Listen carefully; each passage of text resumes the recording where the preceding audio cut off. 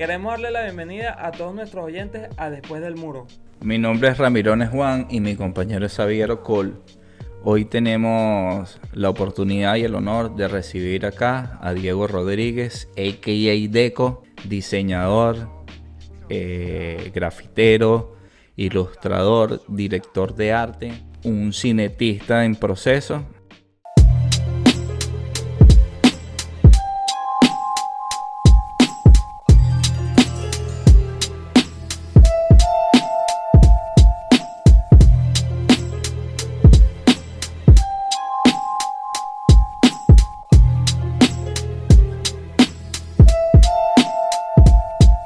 Bienvenido, hermano. Gracias por estar acá.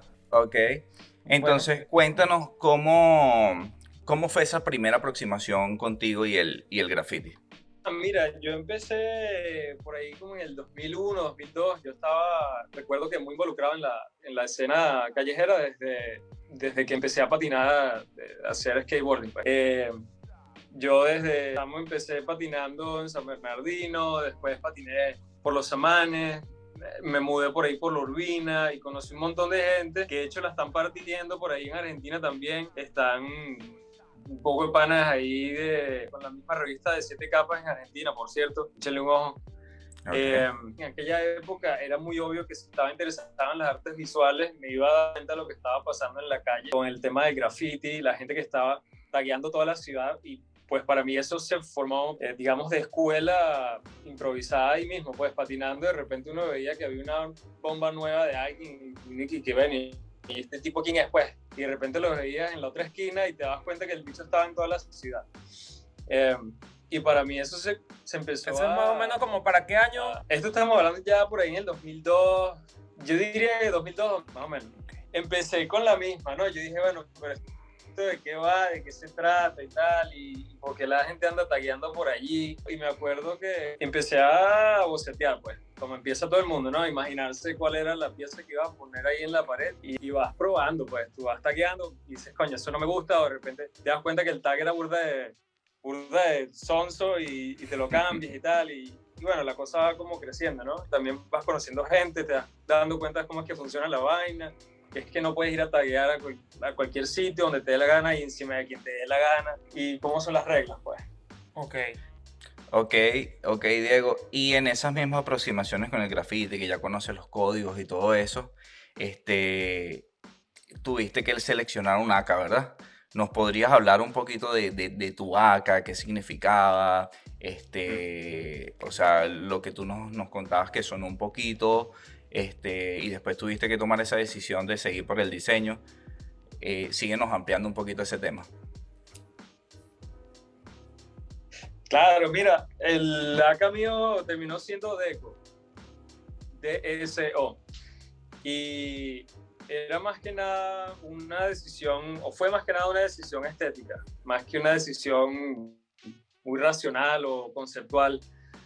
El tema de las letras para mí, como todo escritor, se basa en la estética que tienen, ¿no? Y las formas que uno puede crear con estas letras. Y recuerdo que cuando estaba pensando en el nombre, había como este brainstorming ahí de, bueno, esto es como una nueva identidad prácticamente. O sea, te lo estás inventando tú, pues, te estás creando un alter ego casi, ¿no? Porque al final uno está claro de quién uno es, pero lo que uno está pintando, lo que uno está poniendo allá afuera es algo que va más allá de uno, y eso es un invento de uno, es arte, pues. Y está, pues, obviamente definido y dictado por lo que uno quiera, pues. Tú pones ahí lo que te dé la gana. Entonces yo digo que, bueno, si esto no necesariamente tiene que estar ligado con mi identidad 100%, pero bueno, entonces definí el tag como Deco, que también eso se transformó en un lío entre la Candelaria y San Bernardino, que ya luego, si quieren, les cuento de ese beef, con otro pana que tagueaba Deca. Entonces, claro, si yo tagueo Deco, bueno.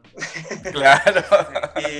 y claro, también era el tema de que cuando yo empecé a taguear en mi zona, que era una zona donde no había mucho grafitero, no había mucha gente tagueando ni haciendo bombas porque no era muy concurrida, era una zona muy residencial, que es San Bernardino.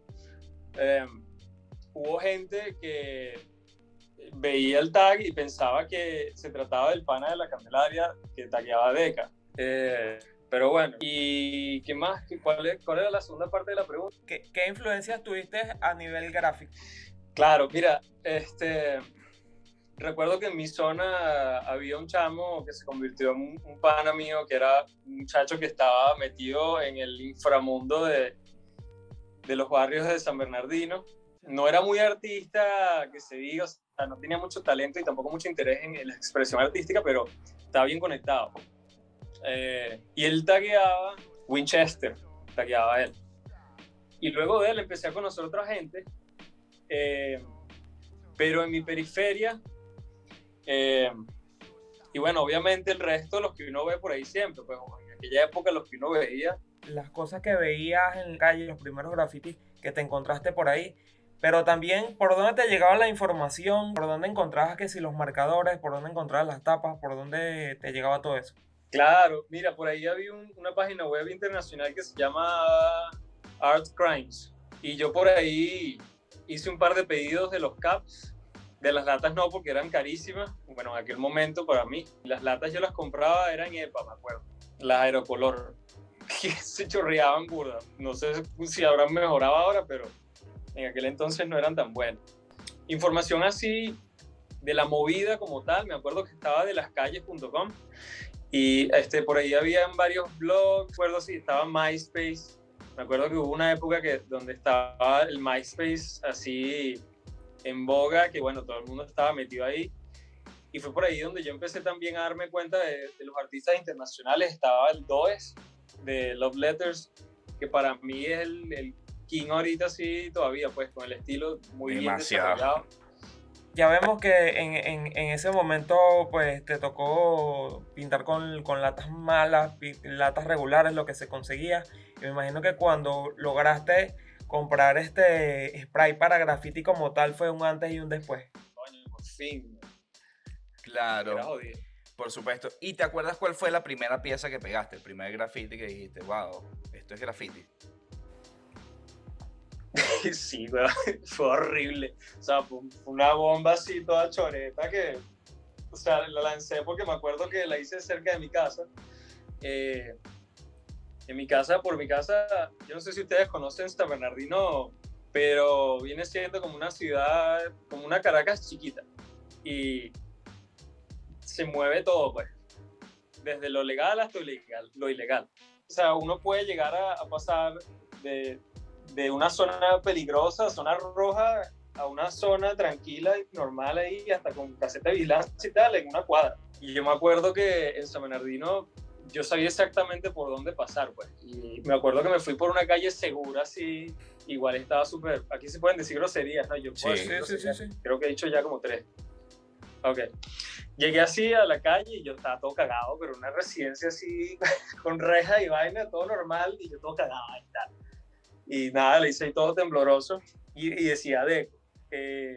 Alguien me tapó, no me acuerdo quién me tapó, pero de la misma rechera y de las mismas ganas que yo tenía de poner el nombre por todos lados, empecé a bombardear toda la zona. Y ahí fue cuando empecé a hacer un pelín de nombre. Me gustaba burda taguear más que nada, tagueaba todo con los pilots, obviamente, que era lo que más se conseguía.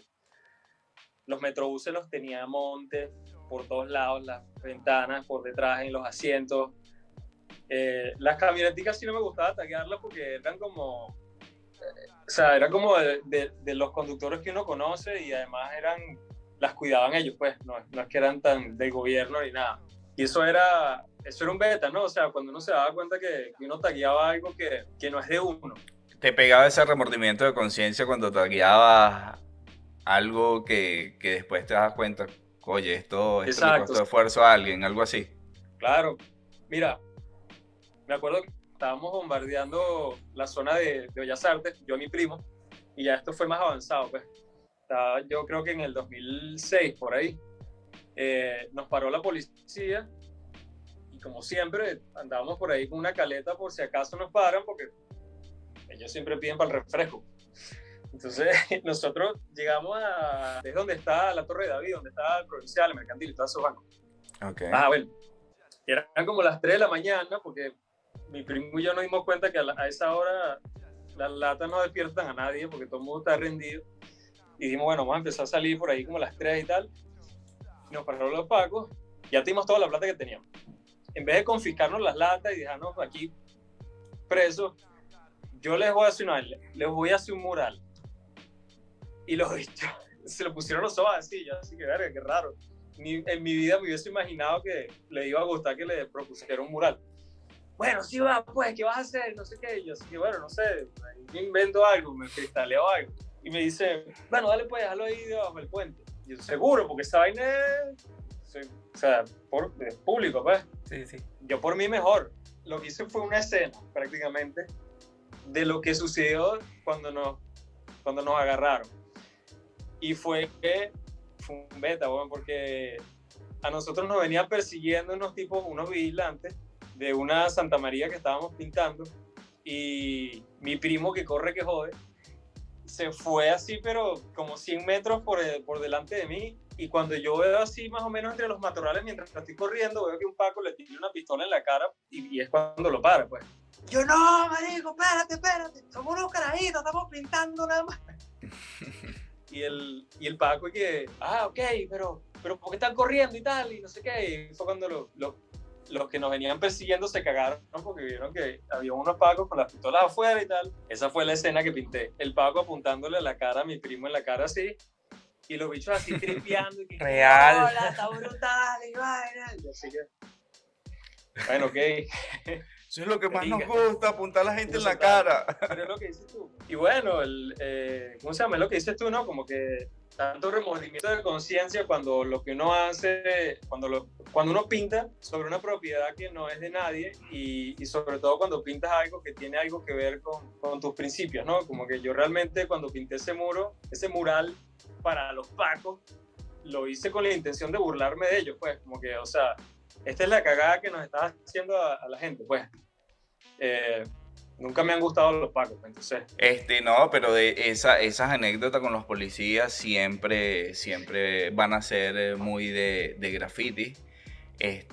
Allí ellos siempre nos van a querer joder. La manera en la que teníamos de salir de ese inconveniente era, como dices tú, tener algo, una caleta ahí para darle a ellos, para los refrescos, para las cosas. Muchas veces pasaba eso, otras veces terminaba en golpiza, terminaba gente pintada, terminaba en otros inconvenientes más grandes. Pero bueno, gracias a la vida te permitió burlarte de ellos en su cara y de la manera en la que te gustaba hacerlo. O sea, eso también, porque ya venías manejando como el lenguaje de tener un mensaje, ya lo tenías en ese momento. O sea, ya tenías la noción y el conocimiento de que por medio del graffiti, más que taguear, más que hacer bombas, también podía tener un mensaje. Para poner a la gente en contexto, ¿nos puedes decir ahora como tal a qué te dedicas y si el graffiti ha influenciado como tal tu trabajo de hoy en día? En aquel momento, cuando estaba pintando todos los días, que me di cuenta que habían cosas que estaba haciendo que iban a definir mi futuro en ambos ámbitos, o sea, es decir, en el graffiti y en el trabajo, pues me di cuenta que tenía que dedicarme más al trabajo. O sea, esa vaina de enfrentarse a los policías, a los choros, o meterse entre los vagones del metro.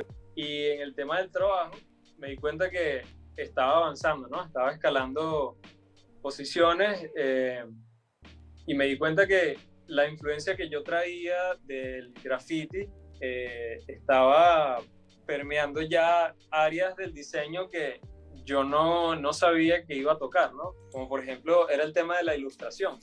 Había momentos en los que como diseñador gráfico uno tiene que, crear escenas, o ¿cómo se llama esta vaina en español? Layouts. La composición. Composición que tienen que ver más con ilustración, con una riqueza gráfica más allá de la fotografía o de la tipografía. Y ahí es cuando uno se da cuenta que de tanto dibujar y sacar bocetos e imaginarse cosas que tengan que ser originales y tal, y qué sé yo, pues afecta, pues, sobre todo en temas de uso de color, de paletas de colores. Cuando uno hace piezas en la calle, uno está limitado con la paleta de colores que existe en el mercado, ¿no? Y para bien y para mal. Para mal porque obviamente uno siempre quisiera tener más, pero para bien porque las cosas siempre quedan como más limpias. Y de hecho eso en diseño menos es más. O sea, mientras menos colores utilices, más básico es, más simple, más fácil de recordar. Entonces, creo que ahí habían cosas que influenciaron muchísimo. Y luego, más adelante, cuando continué la carrera como diseñador en el área de publicidad,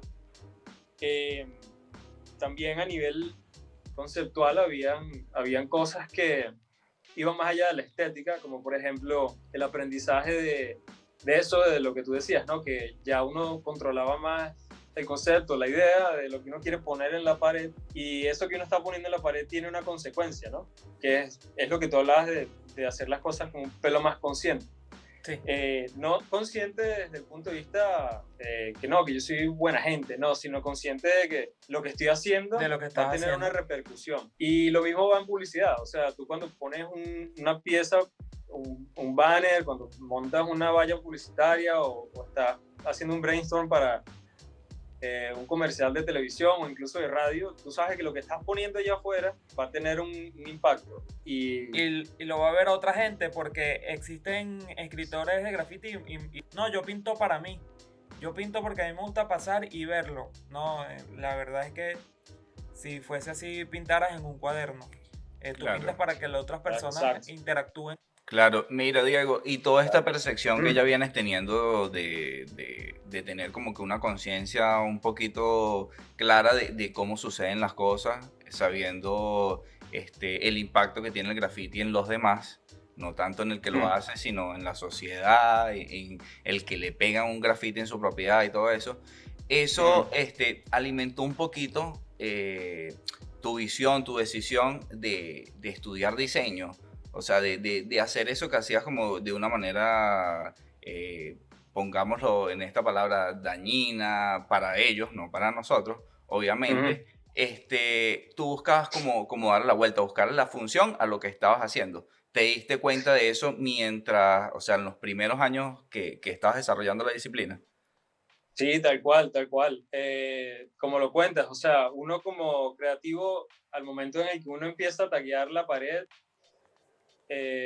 ya uno tiene ciertas ideas establecidas en la cabeza de uno, porque para llegar a ese punto has tenido que entender que sirves para algo gráfico que te está impulsando a semejante osadía. Pues. Y para mí, desde que yo estaba en el liceo, yo me di cuenta que había un poder ahí que no todo el mundo tiene, que es el hecho de plasmar en un papel o en cualquier superficie una idea en un formato visual que no sea escrito, pues, que te genera un pensamiento a ti y a quien lo vea. Entonces, para mí eso era un poder importante. De hecho, te voy a echar un cuento. Cuando estaba muy chamín, yo tenía, no sé, pongamos como 14, 15 años. Yo era el retaco del salón. A mí me hacían bullying burda en el salón. Y me acuerdo que había un gordito, siendo pana ahorita, y él a mí me tenía monte. Y yo así como que, verga, este coño madre, lo odio. Y era gordito, ¿no? Entonces como que le quedaba el uniforme ahí todo feo. Y yo dije, voy a dibujar a este pana así como tal cual, una caricatura y vaina. Y lo hice así como una yaca mal amarrada, ¿no? Así como todos los rollos así saliéndose. Ajá. Y yo tenía a un chamo al lado que estaba viendo lo que yo estaba dibujando y me dice, verga, ese, dígalo. Y yo así que sí, y él me arrancó la hoja así de una y yo así que mierda.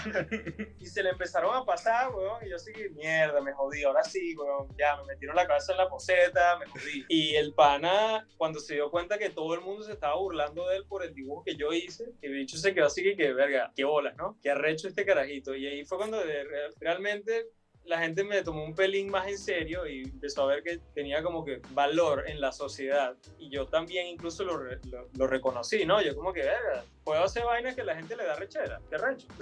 Puedo hacer cosas que a la gente le gusta también. Me imagino que a partir de ahí el otro chico te brindó un respeto distinto que era fuera de lo común. Porque pues él estaba acostumbrado a que fueran contestatarios de otro modo, quizás más violento. Sí, de hecho nos hicimos muy panas porque creo que más allá de agarrarme miedo o nada, más bien como que me entendió un pelo más y me agarró cariño. Y de hecho hubo gente también que vio la vaina y como que dejó la joda conmigo, ¿no? Porque como que se cagaron, como que bueno, a mí que no me dibujen, marico, ¿no? Me va a dibujar. Entonces, exacto. Y que si lo dibujas y te pones a imprimirlo y lo pegas por todos lados, como veis, imagínate. Exacto.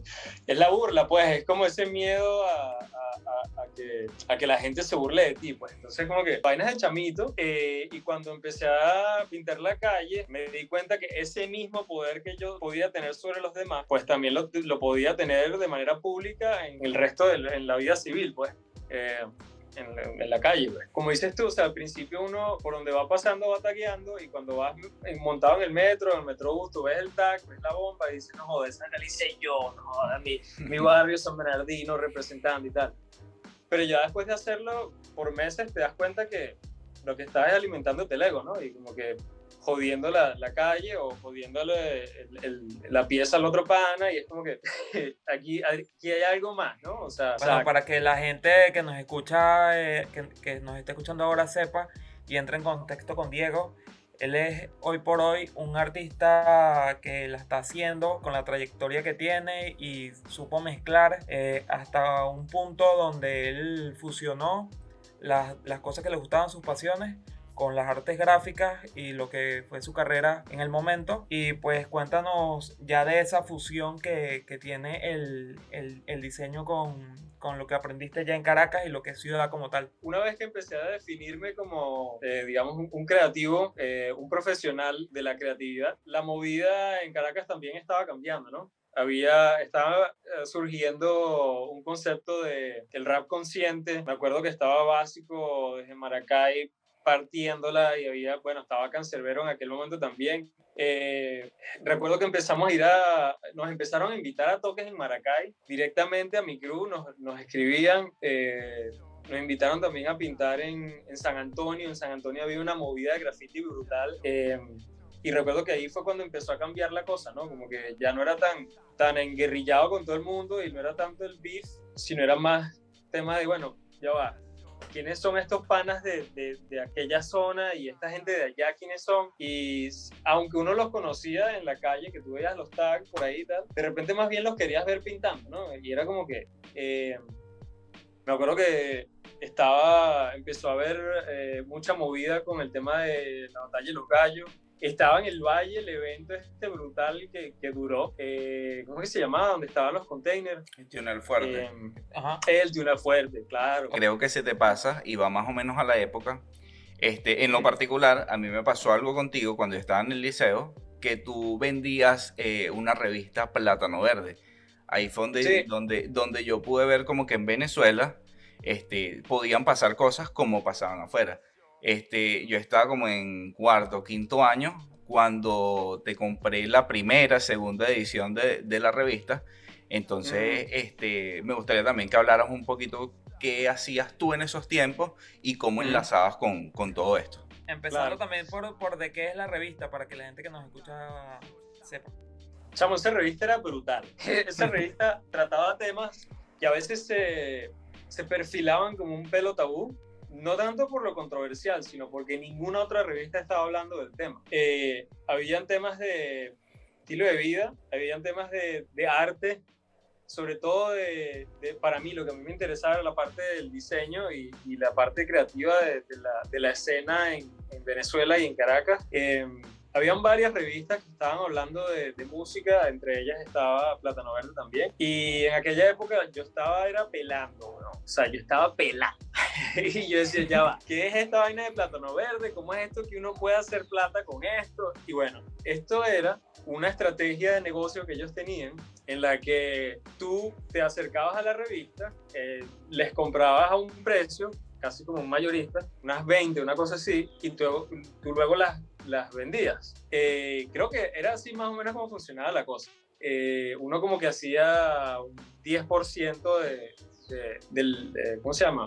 de lo que costaba todo, pues, de comisión. Y en esa andaba yo, pues, o sea, yo andaba buscando gente que me comprara la revista y para mí yo defendía los valores que la revista tenía, pues, y de eso también iba el juego. Y creo que ya, o sea, bueno, ya va un momento. Esa revista fue tan importante en la escena cultural de Caracas, por lo menos, al punto que ellos llevaron a gente de España a pintar. No, se llevaron a gente de España que se llamaba Basurama, que eran como una especie de diseñadores de producto que hacían cosas con basura y eran unas vainas brutales. Y se trajeron también otra gente a pintar en la Castellana, que estos panas sí eran, no me acuerdo de dónde eran, creo que eran alemanes o algo así. Y bueno, también ofrecían la escena de música y de otro tipo de artes. Y me acuerdo que tenía un evento. ¿Ustedes se acuerdan cuál era el nombre de ese evento? Yo sí, la verdad, no me acuerdo. Era por medio de la calle, primero era... Por el medio de la calle. Pero primero se llamaba Plátano Verde. Exacto, sí. Era eso, pues era la misma gente. Así como te conocí a ti vendiendo la revista, también conocí a otra gente y era un tema de la gente que está involucrada en la escena, es la gente que se termina enterando de que esta revista existe, porque es a través de los panas, es a través de la gente que uno conoce en el círculo. Y de eso también se nutría esta revista, porque era más que nada un tema de cultura, pues. Claro, pero también era algo bien osado para la época porque no era 2015, no era 2010, era apenas como 2003, 2004, que todo estaba muy, muy, muy reciente y el nivel de diseño que tenía esa revista era muy alto. De verdad, la Sí. diagramación no es que era una diagramación fija, sino era por artículos, tenía algo diferente. De hecho, yo me acuerdo que ahí fue donde como que vinculé por primera vez conscientemente este, cómo se cruzaba o cómo se podía enlazar el graffiti con el diseño gráfico. No sé, conocí a alguien tan importante, referencia, que se convirtió en mi vida como un artículo, si mal no recuerdo, de Banksy. O sea, las composiciones que tenían y prácticamente eso que vi ahí en esos tiempos, 2003, 2004, 2 años, 3 años después, se convirtió en la identidad de muchos que hacían street art en Caracas. Tuvo una repercusión y también recuerdo cuando dijiste que trajeron gente de afuera a pintar ahí, creo que era frente al Solar del Vino, en esa pared que estaba allí. Recuerdo todo eso y era como que, wow, era como muy poquita gente yendo a esas cosas, consumiendo esas cosas, pero tenían un valor increíble. Entonces, con todas estas experiencias que ya tienes de graffiti, de diseño, involucrándote en el medio, sé que no eres autodidacta, sino que eres formado en academia. ¿Cómo fue esos primeros pasos para estudiar? ¿Cómo decidiste, wow, lo mío va a ser diseño gráfico, cuando no tenías tanta idea? Bueno, fíjate, yo cuando me gradué del liceo, yo empiezo a buscar qué carajo es lo que voy a hacer, ¿no? Me doy cuenta que yo no quería ir a estudiar una carrera que no me gustara o que simplemente no tuviera, no sé, algo interesante para mí para ofrecer. Y me fui por cosas que tuvieran que ver con la creatividad. Y yo estaba muy seguro de esto porque yo me gradué en un liceo militar. Yo me gradué más que nada para demostrarme a mí mismo que podía graduarme, porque yo ese mundo lo detestaba, o sea, yo estaba ahí infiltrado. Me parecía rechísimo, porque yo era como un creativo que estaba en un mundo de los uniformados. Y yo el mundo de los militares lo conozco desde el tuétano, pero ellos no conocen el mundo de los creativos. Y para mí esa vaina es brutal. Cuando yo decido escoger una carrera, la decido escoger porque me doy cuenta que obviamente seguir órdenes no es lo mío. También soy graduado en ciencia y aprendí que las matemáticas, la física y la química me aburren. O sea, me parece interesante cuando quien la enseña o donde uno se la encuentra está bien contado, pero así como tal, para hacerlo todos los días, eso es un aburrimiento. Entonces, para mí era o arquitectura o diseño.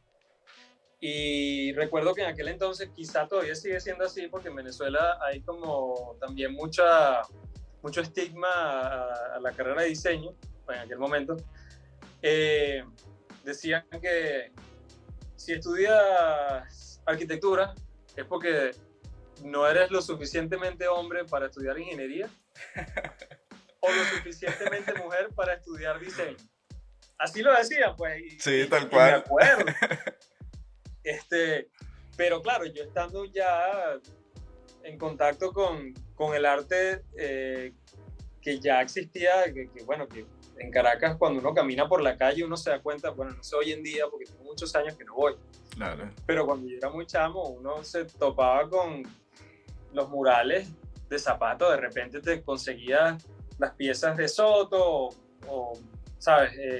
Unos Carlos Cruz Díaz brutales, simplemente caminando por ahí no sé, en la Universidad Central, o sea, la cantidad de arte que uno ve es impresionante y eso inspira mucho, ¿no? Yo decía, esta vaina, esto es lo mío.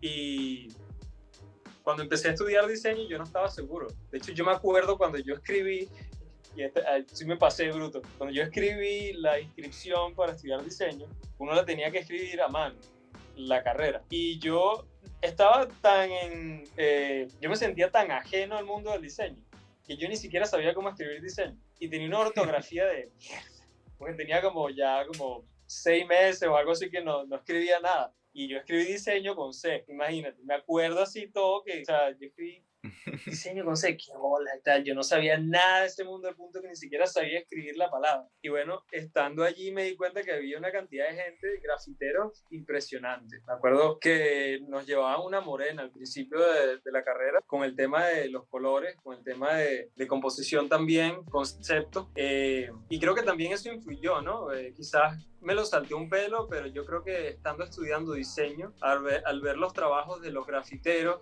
en la carrera de diseño, hubo una indicación allí, ¿no? Hubo como una pista de que ya va, aquí hay algo que estos panas aprendieron que a mí nadie me lo enseñó y que yo no veo que se lo estén enseñando a nadie en esta carrera. Si bien es cierto que tengo digamos, un background académico, no considero que sea mi única fuente de conocimiento. O sea, yo creo que como diseñador soy muy empírico en el sentido de que me gusta experimentar. Y el graffiti para mí era otra forma en la que yo estaba experimentando esa parte creativa. Nunca murió porque tuvo una influencia muy importante en mi carrera, pero... yo creo que al final del día es como una sumatoria que te da, por ejemplo, el mundo militar te dejó ciertas virtudes que las vas a mantener por siempre. Por ejemplo, un profesor, el primer día de clases de diseño 1, la primera pregunta antes de presentarse él ni nada, le preguntaba a cualquiera random, ¿cuántos milímetros tiene un centímetro? Y claro, tú no te estás esperando que te van a preguntar eso y la gente se confunde todo, serán los nervios y todo eso, y yo creo que sí. Y pues por otro lado, lo que tú viste en Venezuela fue mucho cinetismo. Claro, man. Mira, el arte que uno se encuentra cuando va al Museo de Bellas Artes, se nota que no es normal en el día a día de la ciudad. ¿Me explico? Tú cuando pasas por el Teresa Carreño y ves este tipo de estructuras que son todas hechas de cemento, brutalismo creo que se llama, y ves... O sea, ves el Museo de Ciencias por un lado y luego te consigues el Parque de los Caobos y tal. Sí tienen un impacto importante que para uno forma parte de su casi de tu identidad.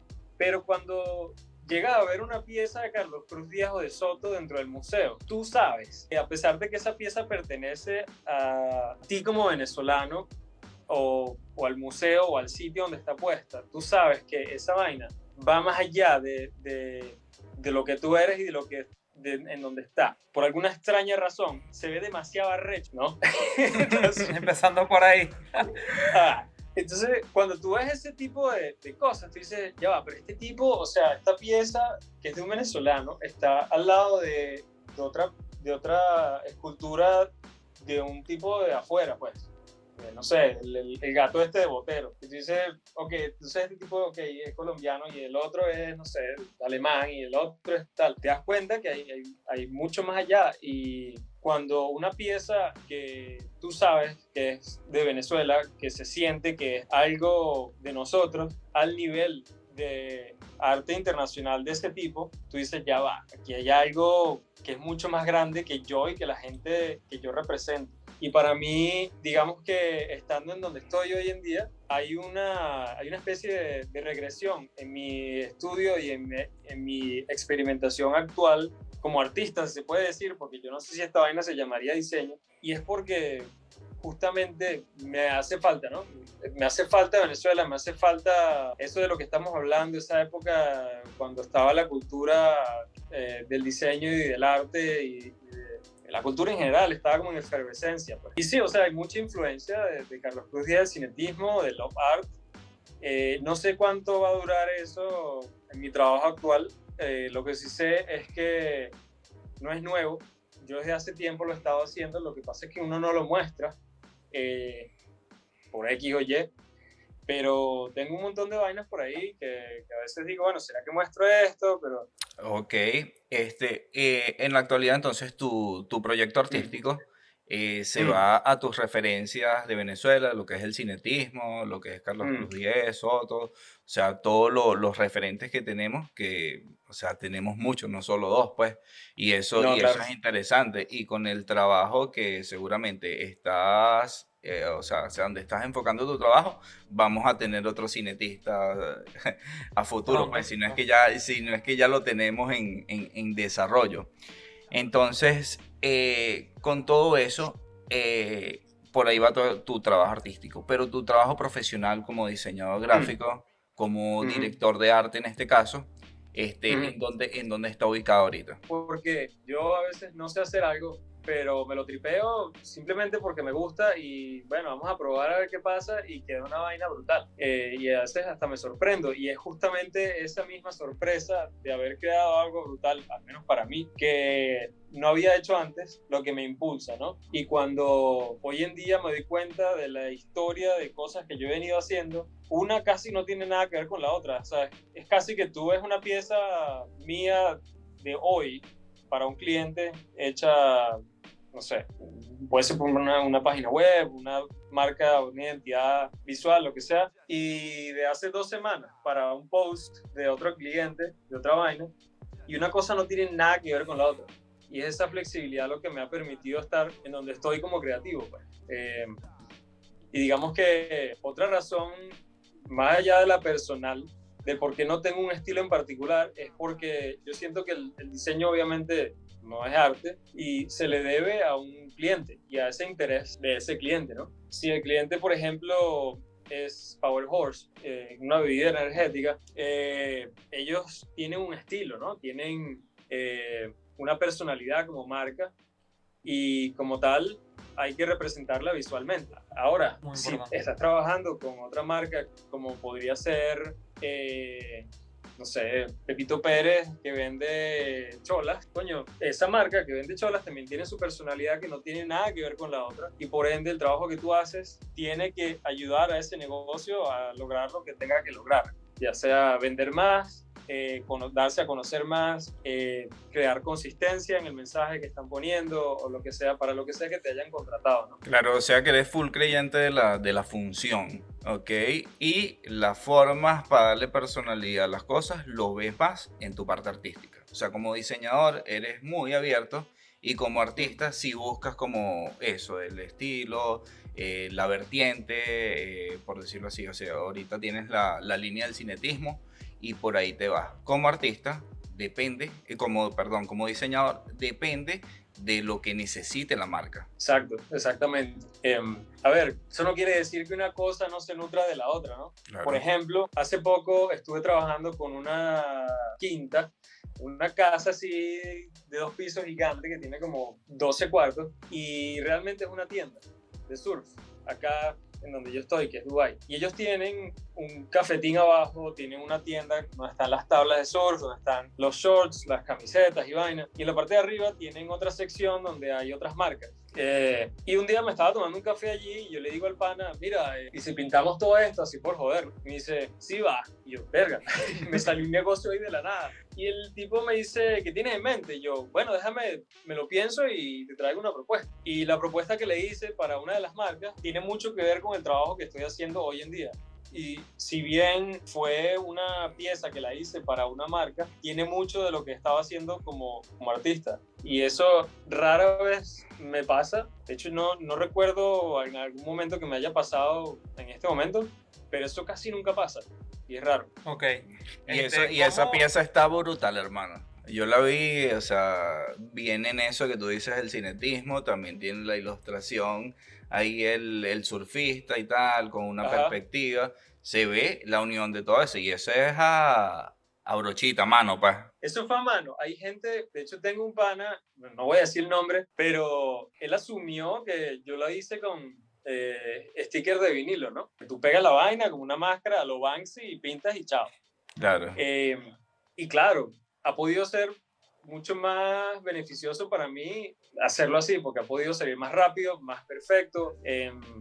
Y quizás hasta más barato, no sé. Pero para mí no tenía mucho sentido. Entonces llegué como a un punto medio, ¿no? Dije, bueno, yo quiero hacerlo manual porque me interesa el tema del estudio de la línea y ver cómo la línea se deforma y tal, pero no quiero hacerlo con la computadora. Entonces lo que hice fue, bueno, si quiero que la línea quede perfecta, ni de vaina la voy a hacer con la mano, una detrás de la otra exacta como debería ser. Es imposible. claro. Ni el carajo más experimentado con una Tiene lata de spray te hace esa eso. vaina, sí, claro. No se puede. Tienes que de alguna forma trazarlo con un lápiz, luego darle con calma y tal. Y la manera que yo conseguí que era más eficiente fue pues con un tirro que se deforma, no sé si sabes esto que utilizan para los carros, para hacer Claro. formas y Créeme. tal, con el aerógrafo. Entonces esa fue la que utilicé, pues. Y se tomó su rato, pues, o sea, se tomó su rato, sí. Al final está hecha casi que con una plantilla, pero la plantilla está hecha en la pared. Y quedó fino. De hecho, creo que en una de las publicaciones tú haces como zoom en las líneas y se ve lo irregular, o sea, la textura de la pared, ¿sabes? Que no es que la línea está súper derecha así como un vinil, sino que donde tiene una irregularidad la pared, se filtra un poquito la pintura y tal, y eso le Ah, da como ese toque artesanal, podemos llamarlo de esa sí, manera, ¿sabes? Que le eleva el valor. sí. De hecho, la gerente de la tienda, cuando yo le estaba explicando cómo lo iba a hacer, me dice, ajá, pero tú vas a arreglar la pared y tal. Y yo le digo, no, no, yo voy a dejar esa pared hecha mierda. Y me dice, pero ¿por qué? Yo le digo, bueno, porque cuando tú haces una pieza en la pared que es pintada, la textura de la pared trae como una historia que se cuenta a través de la pintura que le estás poniendo encima. Y de hecho, cuando tú te acercas, que te das cuenta que esa irregularidad está pintada, que pasa mucho con el graffiti, tú dices, ah, que la mierda está pintada, que arrecho, y se genera como esa eh, conciencia de que la pared está pintada en vez de que es un gráfico impreso. Claro. Tiene, no sé, genera un valor diferente. Genera ese que arrecho, ¿sabes? Porque Ajá. si de otra manera, sí, está fino. Pero cuando te das cuenta, wow, y por lo menos nosotros, pues que podríamos tener como descomponer cómo hicieron las cosas. Entonces dices, Exacto. aún más arrecho todavía. Mm, Por Bueno, otro lado, vemos en tu trabajo, Diego, que mm. combinas el 2D con el 3D y la fotografía de producto. Sí, sí, de hecho, al no tener un estilo en específico, eh, yo creo que tengo esta facilidad Del dominio de y eso. sí, de atreverme a hacer cosas que quizás no sigan las reglas o las convenciones que uno pueda tener, o sea, llevándolo al graffiti, porque hay mucha gente que me imagino debe estar haciendo graffiti, también diseño aquí, ¿no? Pero para ponerte un ejemplo, sí, en diseño yo hago, no sé, 3D y de repente lo combino con ilustración, ¿no? O quizás con pelo de animación, 2D y tal, pero en el graffiti también. Recuerdo que habían piezas que generaban un pelo de controversia dentro de mi propio grupo, pues, porque yo hacía un 3D y le metía un power line al 3D o una sombra y era como que, pero una sombra a los drop shadow, no sombra de 3D. Y era como que, coño, o sea, está fino, pero es que no es 3D, pero es que tampoco es una bomba, no es una Era un pieza, es una sticker. bomba pieza. ¿Ah? Era un sticker. Ese estilo que tú dices, un 3D con Powerline y Drop Ajá. Shadow, que es sombra arrojada, nosotros le decíamos sticker. Sí, exacto, exacto. Y había muchos ejemplos así en el graffiti que de repente uno hacía un tag gigante que era como una bomba o casi que una pieza, pero tenía la forma del tag, tal cual como si lo hubieras hecho con un marcador gigante. Eh, y creo que es una de las razones de por qué me tripeo tanto el diseño y la manera en la que uno puede expresarse en el diseño más allá del graffiti, porque el graffiti sigue ciertas convenciones, ciertas reglas que no necesariamente hacen falta. Recuerda que nada más saliendo un poquito del graffiti, o sea, haciendo algo que no sea graffiti con spray, ya deja de ser graffiti y empieza a ser street Exacto. art. Entonces, como lo que tú dices, una línea muy, muy delgada y también un arte muy limitante, porque graffiti es graffiti. Graffiti no Exacto. es pintar con spray. Ya pintar con spray es el medio, es la técnica. Exacto. Y excelente que lo describas de esta manera. Que luego vas aprendiendo. Pero, por ejemplo, en el ámbito profesional, en la que te están pagando mejor, vas conociendo gente que son tan creativos o más creativos que tú, de quienes tú quieres aprender. Ves la posibilidad incluso de representar al país internacionalmente con tu trabajo como diseñador. Tú dices, ya va, yo creo que o le pongo todo el empeño a uno o al otro. Y ahí fue cuando empecé a transicionar, a transferir toda mi atención al ámbito del diseño y al área profesional como creativo. Pues. Claro, ahí la balanza se inclinó definitivamente hacia un lado y menos mal, pues, que tenemos a este diseñador, bro. Coño, gracias, man. Mira, Sí. háblame un poquito sobre el colectivo en el que estás, en el que haces parte, Main Vision, creo que es que se llama, ¿verdad? Se llama Main Division. Ah, ok. Main Division es un colectivo que se compone de varios creativos y una estratega para fines de comercializar la creatividad. Es decir, es como una agencia, pongámoslo así, Okay. en la que hay diseñadores, redactores, directores creativos y de todos los niveles. Tienes junior, tienes senior y nacionalidades, ¿no? Tienes gente en Singapur, tienes en Australia, estoy yo acá, hay gente en Argentina, en México, en Venezuela. Y lo que buscamos es crear un trabajo diverso desde un punto de vista más libre como profesional. Es decir, yo a ellos no les pago un sueldo, nadie les paga un sueldo. Ellos se involucran en los proyectos dependiendo del proyecto. Y ellos son profesionales tal cual como yo, independientes, que se dedican a hacer lo suyo cuando les da la gana. Y bueno, o sea, están seleccionados porque simplemente son como mi network, ¿no? O sea, es como mi círculo de gente que conozco, en los que confío y no va más allá de eso. Últimamente he estado pensando que voy a tomar una posición un pelo más restringida en temas de equipo y dejar de ser tan abierto como colectivo y dejar a la gente que forma parte de Main Division como colaboradores, miembros colaboradores del colectivo, pero tener un equipo más rígido. Es decir, estaría yo liderizando el equipo y quizás alguien que me esté ayudando con el tema de diseño y o la parte de redacción o de crecimiento de negocio, porque quisiera que pasara de ser un colectivo a un estudio de diseño formal. Y la única forma en la que yo veo que eso es posible es tener un cliente fijo y tener un equipo fijo. Claro, yo no me quiero olvidar de la idea de que hay gente talentosa que ha formado parte de la historia de lo que es Main Division, que no lleva mucho, lleva apenas como 1 año y medio, una cosa así, menos.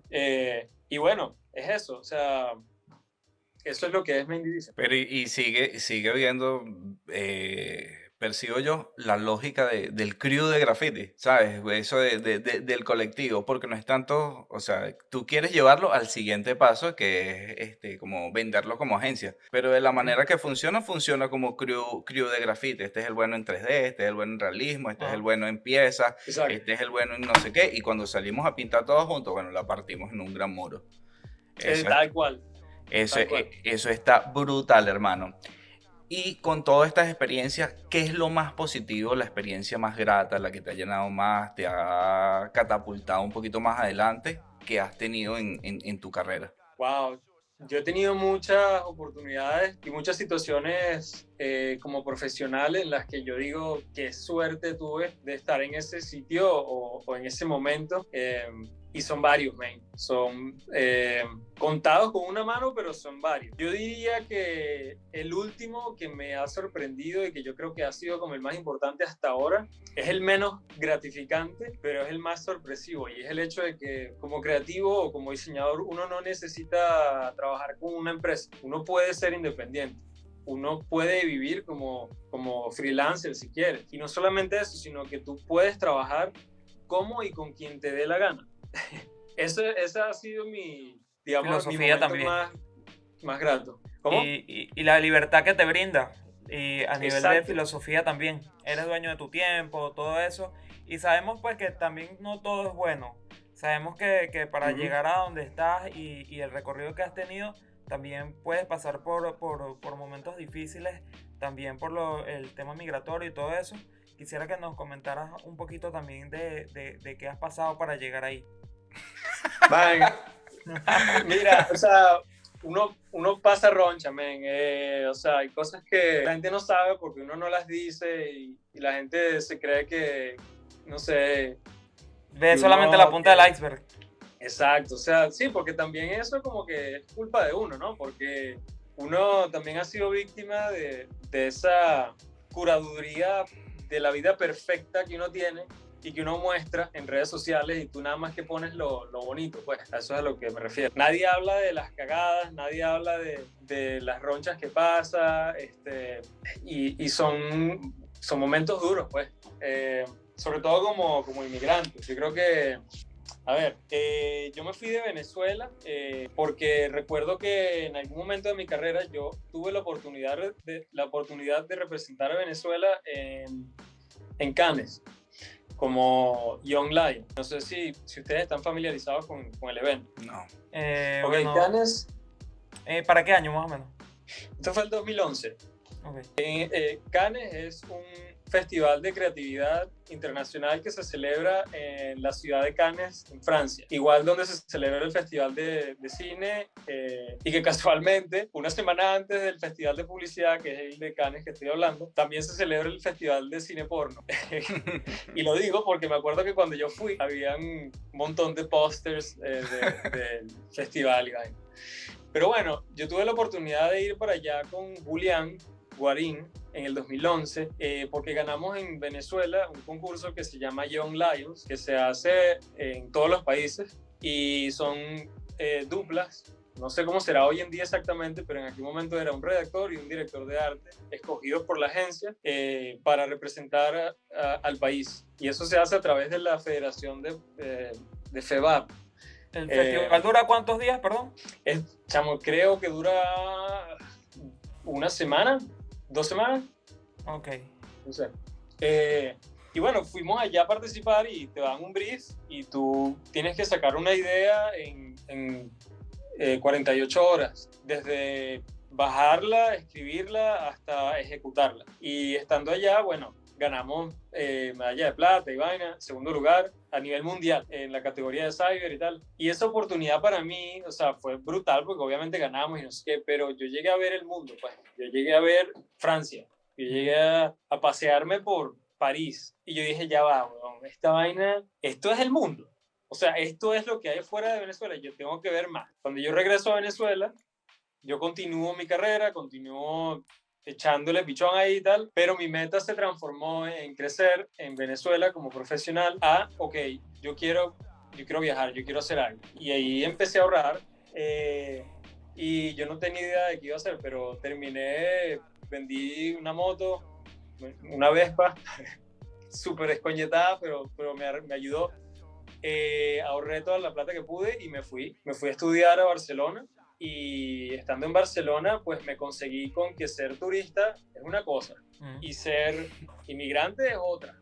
Es decir, o sea, a ti te reciben como turista siempre con los brazos abiertos, con buen servicio, y esto es porque obviamente uno se está gastando una plata en el hotel, en el restaurante o con la gente con la que estés yendo, pasando un tiempo chévere, pero otra es cuando eres inmigrante que estás allí para quedarte, posiblemente quitándole trabajo a alguien como ¿Cómo lo perciben? mal se podría decir, porque realmente yo no creo en eso, pero así te ven, como un sudaca, y toda esta película que pudo haber pasado por mi cabeza de que no, yo soy un carajo cool, yo le echo bola y tal, la gente le gusta mi trabajo y tal, para la mierda, o sea, ahí eres cualquiera, pues, nadie te conoce, de repente estás también en un nivel mucho más alto a nivel creativo, y tienes que pelearla, pues, tienes que tienes que darle duro al tema del trabajo,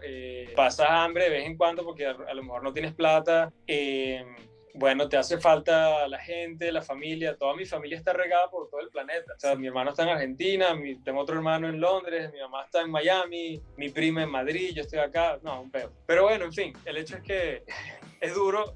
Duro. Eso creo que es de las cosas más duras. Y pues por otro lado, qué bueno que nombraste lo de la Vespa y todo eso, porque eso habla muy bien de ti y cuando tú recuerdas en retrospectiva, pues recuerdas por todo lo que pasaste y creo que valió la pena y pues recuerdas esos momentos también como que de las mejores épocas, porque así mismo es.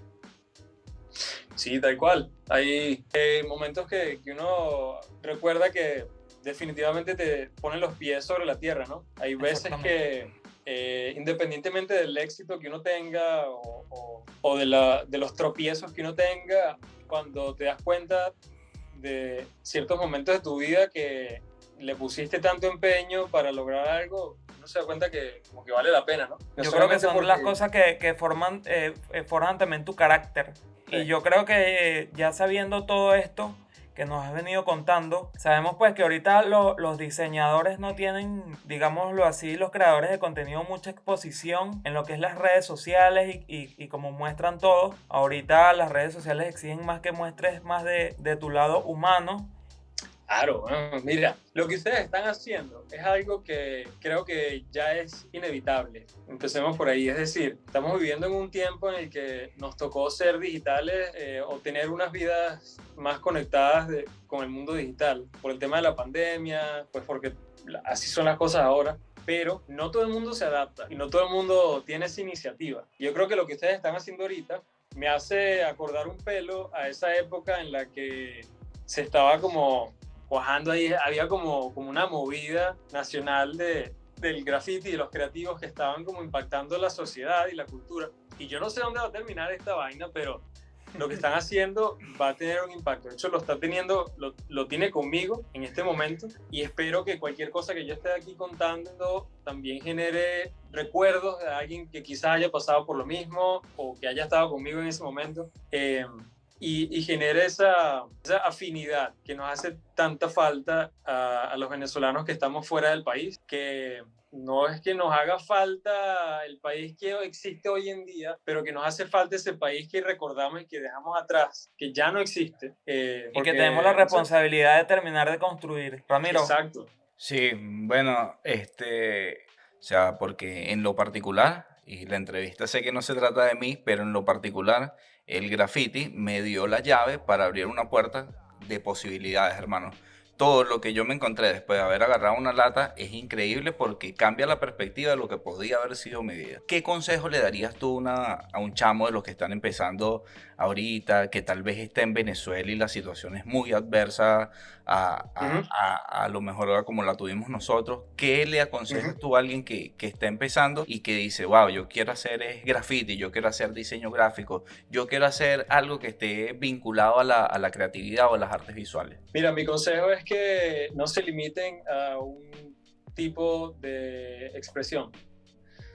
Que el graffiti es un invento que nació, creo que en los años finales de los 60, principios de los 70 en Nueva York, tal cual como podría nacer otro tipo de expresión gráfica en Venezuela hoy en día. Es decir, el graffiti que nosotros conocemos hoy en día, el clásico, existe porque fue la manera en la que se concibió en aquel momento de alguna forma, porque era lo más barato, porque una lata era mucho más rápida de utilizar, y eso se desarrolló con el tiempo y hoy en día es lo que es. Y yo, por mi parte, como alguien que hizo graffiti, que participó en la escena de graffiti y que quizás, no lo voy a decir, pero no voy a decir dónde ni cómo, pero quizás esté participando todavía. El graffiti es otro medio de expresión como lo podría ser el dibujo o la animación. Si en este momento no tienes la oportunidad de comprar una lata, utiliza una brocha, men. Agarra un bote de pintura si consigues. Si quieres, y tampoco se limita a la pared. O sea, si quieres, puedes pintar canchas de baloncesto, canchas de futbolito, una acera, no sé, o sea, por ejemplo, existe un paso peatonal ahí todo chueco que está feo. Bueno, pinta una vaina brutal, pues. O sea, hay muchas maneras en las que se puede intervenir. Se puede intervenir la ciudad, se puede intervenir la mente de las demás personas, se puede crear también ese feedback en la sociedad. O sea que eso también se puede englobar en una frase, no recuerdo de quién es, pero dice algo así como que póngase a hacer para poder saber, no espere saber para poder hacer. ¿Sabes? Exacto, coño, sí, tal cual. Y lo segundo es que Venezuela no es el único lugar del mundo en el que puedes desarrollarte como profesional. Me encantaría ir a Venezuela, de hecho tengo una promesa que es que tengo que ir a enseñar diseño a Venezuela. No sé en qué momento ni cuándo, y tampoco sé si es que tengo que estar físicamente, pero me encantaría pasar el conocimiento que tenga para ayudar a cualquier persona, a la siguiente generación. Súper necesario. Claro. Y yo creo que eso es lo que buscamos también nosotros con el programa, porque a partir de que la gente nos empiece a ver y vea este capítulo, pues puede ver tu trabajo de otra manera distinta, puede entender lo que hay de trasfondo, toda esa experiencia que tú has vivido. Es súper nutritiva para las nuevas generaciones también. Qué brutal. Yo espero que sí. Creo que la intención también a veces de pintar en la calle, de hacer un graffiti, tal cual como lo es hacer una animación que uno se tripea, tiene una finalidad, una ultimate, que diría yo, una finalidad la más arrecha que puede hacer.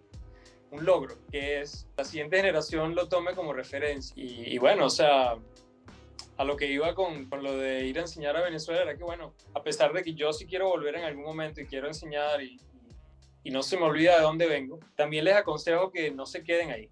Utilicen internet para leer, para buscar, para ver qué existe, que ya lo deben estar haciendo por pura curiosidad, pero que lo hagan también a manera de estudio, ¿no? Que es lo que tú dices, que a lo mejor esto que están haciendo los va a ayudar. Escuchar a un pendejo que está tan lejos por allá con el mismo acento, a lo mejor les da un pelo más de confianza sabiendo que se puede.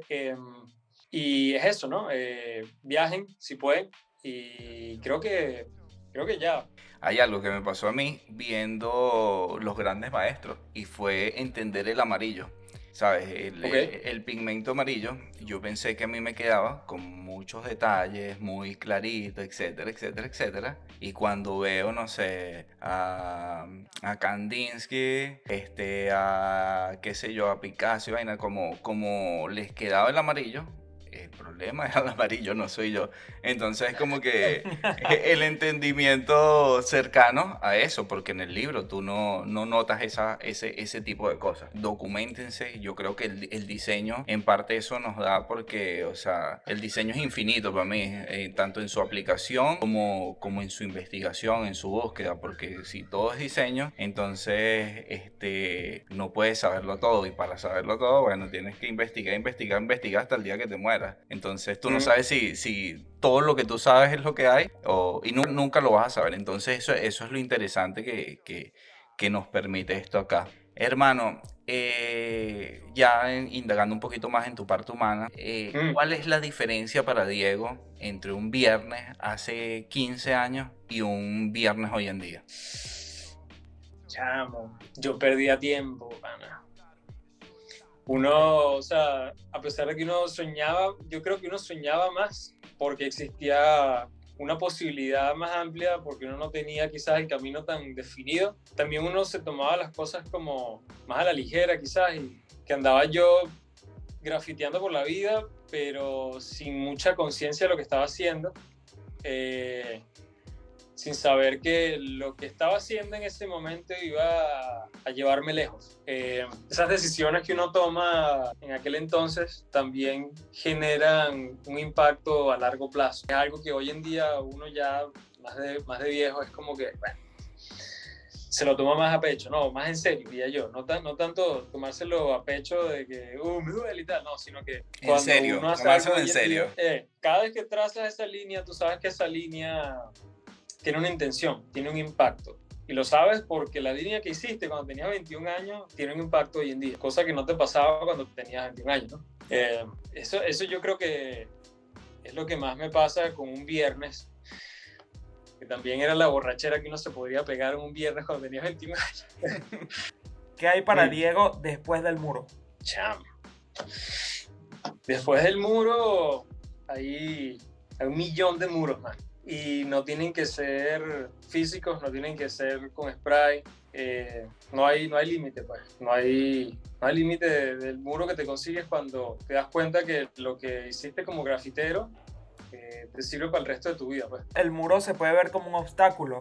Entonces, ya pasando ese obstáculo, está todo lo que consigues en el camino. Entonces, ya por este lado estamos muy agradecidos por tu tiempo, haberte llegado por la entrevista, pues agradecido. No, man, gracias a ustedes. Iniciativas como estas son las que hacen la diferencia. Quisiera ver más gente involucrada en esto, ya sea entrevistada por ustedes. Bueno, ya me dijeron que iban a estar entrevistando a otra gente allí, muchísimo más importantes que yo en la movida de graffiti de Caracas y de Venezuela. Y sabes que quisiera también ver a la gente de Latinoamérica, del resto de Latinoamérica, porque hay muchísimos crews por ahí que la partieron y también están haciendo cosas brutales en el diseño. Pero bueno, ya llegaremos allá, espero. Ya llegaremos allá. Por lo menos en esta primera temporada estamos con nuestro champion, por decirlo así, sin saber que te habías ganado ya una medalla de plata en Cannes. Entonces gracias, seguimos así con los graffers olímpicos, con los creativos en nuestro criterio, que tienen algo de peso en lo que están haciendo, tienen un recorrido y todo eso. De verdad también de mi parte agradecido, hermano, por tu participación y seguir vacilándome ese proceso. Agradecido, ¿verdad, papá? Y muchas gracias por tu recepción. Háblame. Mano, de las entrevistas más interesantes para nosotros que es nuestro nicho como diseño. Hay que volver a grabar la intro, ¿cierto? Nosotros mismos. Porque me di cuenta tarde, yo que mierda, yo no estoy grabando, y puse a grabar, pero menos mal que cuando puse a grabar ya estaba hablando algo, entonces vamos a hacer la intro, entonces claqueta.